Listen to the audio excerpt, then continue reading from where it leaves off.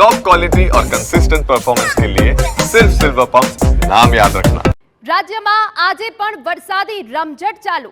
દક્ષિણ ગુજરાતના તાલુકાઓમાં ભારે વરસાદ જોવા મળી રહ્યો છે। સુરત, તાપી, વલસાડ, નવસારીમાં ધોધમાર વરસાદ। સુરતના બારડોલીમાં 2 કલાકમાં 3.5 ઇંચ વરસાદ, તો સુરતના મહુવામાં 2.83 ઇંચ વરસાદ, જ્યારે કામરેજમાં 2 ઇંચથી વધુનો વરસાદ। 2 કલાકમાં 8 તાલુકાઓમાં 1 ઇંચથી વધુનો વરસાદ પડ્યો છે। તો વહેલી સવારથી સુરત, તાપી, વલસાડ, નવસારીમાં ધોધમાર વરસાદ જોવા મળી રહ્યો છે। વરસાદી સુરતના હાલ પહેલા જ બેહાલ કરી દીધા છે, પરંતુ હજુ પણ હવામાન વિભાગ દ્વારા રેડ એલર્ટ છે, એટલે કે આગામી 3 કલાક હજુ પણ ભારે વરસાદ પડી શકે છે।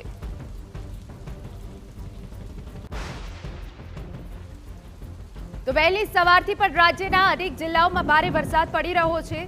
સુરતના બારડોલીમાં 2 કલાકમાં 3.5 ઇંચ વરસાદ પડતા જળબંબાકારની સ્થિતિ થઈ ગઈ છે।